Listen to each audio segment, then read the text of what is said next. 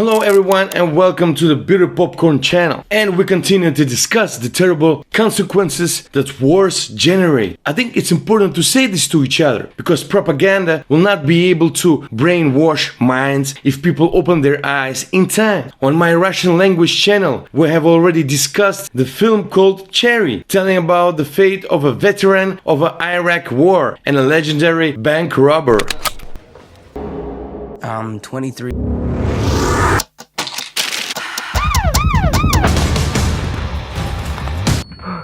Just yesterday, we watched together again Deer Hunter about Vietnam War veteran. On this topic of war and its terrible consequences, a lot of good books have been written and a lot of great films have been made. I want to especially note Jacob's Ladder, who reveals this topic from a completely unexpected side. You know, they say, one day your life will flash before your eyes. Make sure it's worth watching. New brain scans of a dying 87-year-old man shows there could be some truth to that old saying, I saw my life flash before my eyes. Have you ever had nightmares after which you lost your sense of reality? Have you ever had such dreams that would make you believe in something that even fantasy will not create? Such questions have long been a topic in the cinema, which Hollywood regularly supplies to the whole world. And no matter how many films have already been shot and will still be shot, there is one picture in this set unlike anything else, the work of Adrian Lyne, Jacob's Ladder, released in 1990.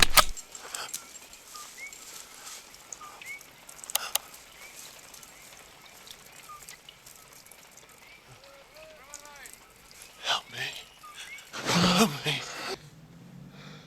A young participant in the Vietnam War, Jacob Singer, having been wounded, returned home. However, the return turned out to be hardly less of a test than the war. The memories of the past nightmare do not give rest to the saddened soldier. But that's not all. Jacob also began to suffer from a strange, frightening hallucinations that haunt him almost everywhere. Only a good friend, Christopher Louis, from time to time helps him cope with the problems in the body and provides moral support. Wanting to get answers to the questions, one day Jacob learns that visions torment not only him but also other soldiers who return from the war. It turned out that everything is just the beginning. But I can't talk to anybody about it.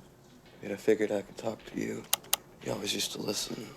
Literally everything in this film is saturated with a throat-squeezing feeling of anxiety and gaining momentum paranoia, whose dull buzz is absolutely brilliantly reflected by composer Maurice Jarre with his audio devices, and the line only enhances the work of the actors. The self-absorption of the former homicidal man, now seeking peace in the company of a good-natured Louis and his girlfriend Jessie, extends to the viewer and corresponds with the indifferent delivery by both the distantly cold and lifeless tones of the picture and the exact angles sought by the operator.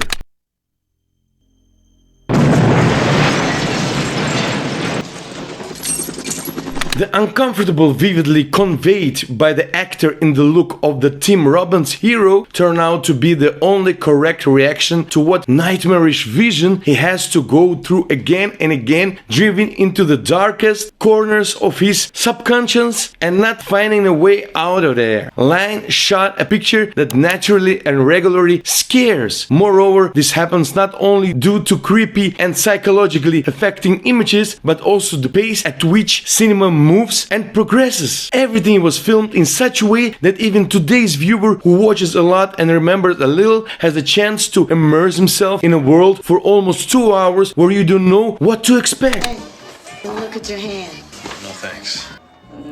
You married man. Where? Right here. It's a paper cut. You have a sense of humor. This is your hard line. No, it's not funny.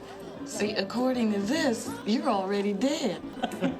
Either psychopathic revelations or political subtext about the unsweetened fate of veterans of the Vietnam conflict, or all together, but with a touch of a mind-blowing surrealism in the spirit of David Lynch. At the same time, the film has a basic idea which is the core for all the events shown and represents the greatest value from the point of view of the self-awareness. Why don't we step out in the hall? It's okay.